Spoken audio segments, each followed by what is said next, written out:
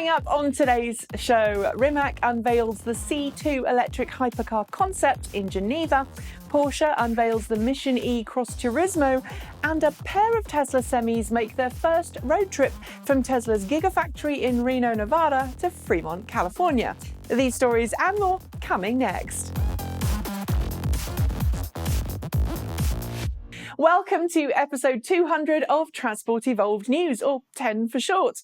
We're certainly getting far more views per episode these days than we did back when this weekly news roundup show started back in 2013. And whether you're someone who's been with us since the beginning or someone who's just discovered the channel, thanks for helping us get this far. As it was the Geneva Motor Show this week, I'm starting today's show with a Geneva roundup. And what better place to start than Croatian firm Rimac?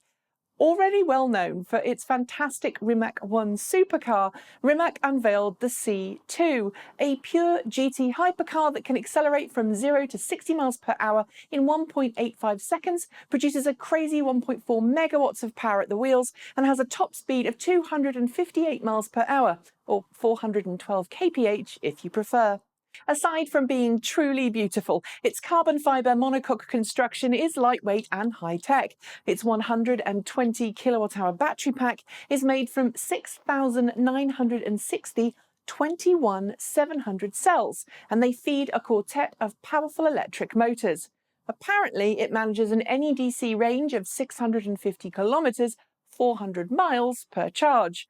I don't have time to go into the specs here, but I promise there's a deep dive on this new Rimac thoroughbred coming very soon. The Rimac CTwo might sound like tyre shredding fun, but over at the Goodyear booth in Geneva, the tyre company was showcasing a new type of tyre designed to deal with all the instant torque that electric vehicles develop. Called the Efficient Grip Performance Electric Drive, the prototype tyre has been engineered to minimise tyre wear even on the most powerful electric drivetrains, while simultaneously coping with the added weight that comes from adding an EV battery pack. It does this by tweaking the tyre tread to have thinner channels than a conventional tyre, allowing more rubber contact with the road and thus more grip. At the same time, though, the tyre's compound has been tweaked to ensure low rolling resistance when in motion, improving range per charge. It is only a prototype, but if this ever hits production, I'll let you know. Like all of its fellow European rivals, BMW was busy at the Geneva Motor Show, and it used the event to celebrate the fact that it's reduced CO2 emissions from its new European car fleet by 42% in the last 23 years. It also reiterated its goal of offering 25 fully electric or partially electric models by 2025, including a production version of the ID Vision Dynamic. Slated to wear the BMW i4 name tag, the all-electric sedan will slot nicely in between the i3 city car and i8 range extended sports car. Due to be built in Munich, there's very little details on what we can expect of the i4 in terms of range and features, but it is a vehicle BMW is intending to launch around 2025. And as such, I'm going to expect that it will have some of the autonomous vehicle capabilities of the concept car on which it's based, just with a more practical interior, I'd guess. Just as BMW has its i-brand of plug-in vehicles, so too does Mercedes-Benz have its recently launched EQ brand. And while the first brand new vehicle to wear the EQ badge has yet to enter production, Mercedes-Benz announced in Geneva that its electric variants of the Smart for 2 and Smart for 4 city cars would be getting the EQ badge moving forwards, presumably replacing the ED badge that's long caused customers in certain markets to be overcome with a fit of giggles. In markets where the gasoline smart car variants are still sold, the EQ badge will help differentiate the electric variants from the rest of the smart lineup. In the US, however, it means that all new smart cars will be branded Smart EQs. So expect some new marketing slogans talking about a fresh new sound. EQ? Get it? Never mind.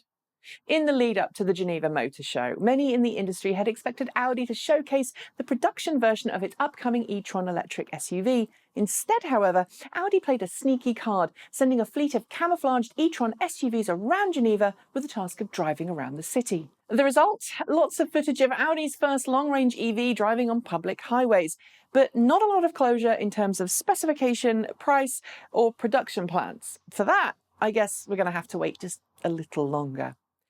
Inside the Geneva Motor Show, meanwhile, Audi's Volkswagen brand sibling Porsche unveiled a brand new concept car in the form of the Porsche Mission E Cross-Turismo.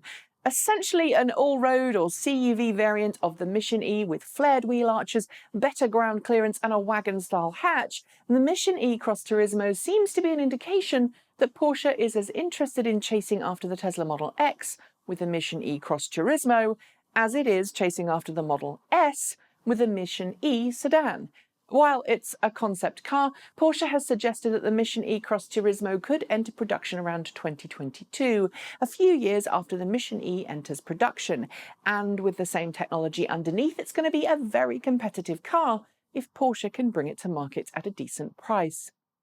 As you might expect, Porsche's parent company Volkswagen was also in Geneva and also unveiled a new concept electric car in the form of the ID Vision, an all-electric autonomous sedan that previews a vehicle Volkswagen wishes to bring to production at some point in the future.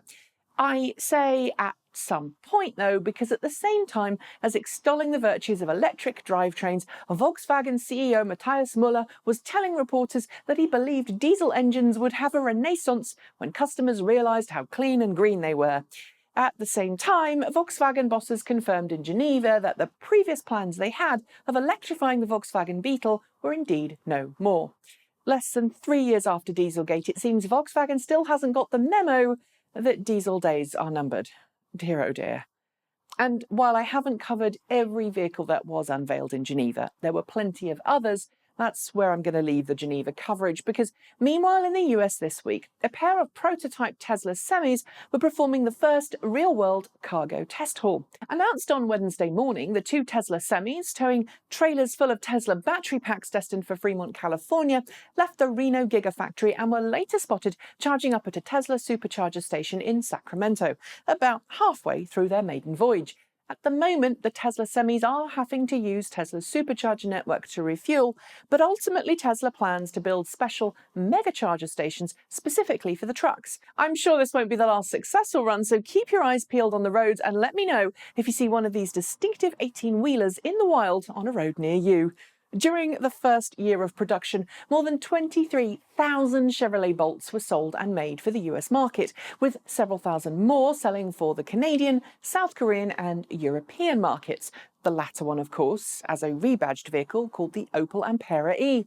And this week, we learned that GM CEO Mary Barra said that GM was going to ramp up production plans for the Bolt EV in the coming months, pushing for a single fuel economy standard across the US, something which could cause headaches in California, and support the expansion of tax credits for EVs. Surprise, surprise. At the same time, GM confirmed that it would soon start producing a new Bolt model called the Bolt Incomplete, a commercial variant of the long-range EV designed specifically for businesses. Joining other incomplete models in the GM family, the Bolt Incomplete could result in massive fuel savings for thousands of businesses across the US, and I, for one, can't wait to see which roles these vehicles are used for. Last week, when Jaguar unveiled the production version of the I-Pace SUV, I predicted, based on UK pricing, that the I-Pace would likely go on sale in the US for about $87,000. But this week, Jaguar set US pricing, and I've got to admit, I was quite a way off. You see, Jaguar has set a US price tag of $70,495 before incentives, but including mandatory delivery fees. And that makes the entry-level I-Pace extremely competitive in a marketplace currently only filled with the Tesla Model X. Jaguar says we'll see the US 2019 I-Pace at the New York Auto Show next month, so expect more details on rollout and trim soon. Earlier this year, Tesla proposed a new and unique pay package for its CEO Elon Musk, which would essentially only pay out if Tesla met a series of demanding milestones.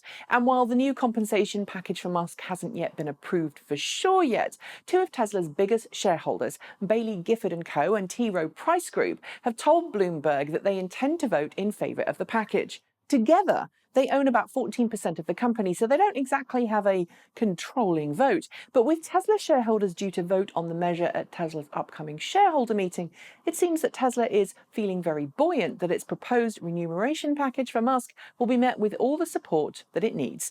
I guess we'll find out in a few weeks or not if that's going to be the case. Alongside everything going on in Geneva this week, Mercedes-Benz quietly unveiled a new plug-in vehicle. Rather than a car, however, it was a bus in the form of the CTwo all-electric, a city bus with an expected range of around 150 kilometres, 93 miles, fully laden per charge of its 243 kilowatt hours of battery packs. That might not seem like much, but in busy cities where buses are often the most polluting as they're not running at efficient engine speeds, that kind of range isn't a problem. Moreover, Mercedes-Benz says it's looking to offer pantograph charging for its CTwo buses in the future, a feature we've already seen demonstrated on electric buses made by both Volvo and Proterra. Not so long ago, Carl Thomas Newman, CAO of the Opel brand while it was still owned by General Motors, tried very hard to convince GM to turn the entire Opel brand electric. But as I'm sure you'll know, Opel was recently sold to French automaker PSA and as of now hasn't really embraced electric vehicles all that much.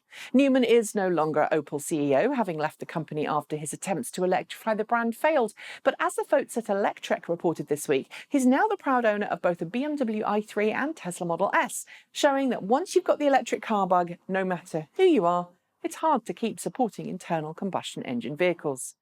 And finally, over the past few years, as Tesla has improved its Autopilot software on hardware-equipped Tesla Model S and Tesla Model X cars, we've seen many examples of drivers who've ignored Tesla's advice, and local traffic laws in many cases, letting Autopilot take over all of the driving duties rather than act as a driving aid.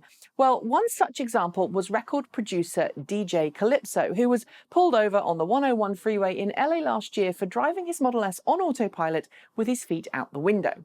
He was ticketed for driving at an unsafe slow speed and for using his cell phone, but this week the DJ successfully had his ticket torn up by the courts after he proved that Autopilot was doing all of the driving.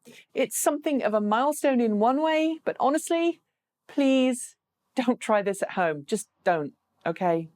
And on that note, it's time for me to say goodbye. I'll be back next week with more cleaner, greener, safer and smarter transportation news. And in the meantime, don't forget to like, comment and subscribe. Consider supporting the show through Patreon, or if you're so inclined, send us your Bitcoins at the address in the description below.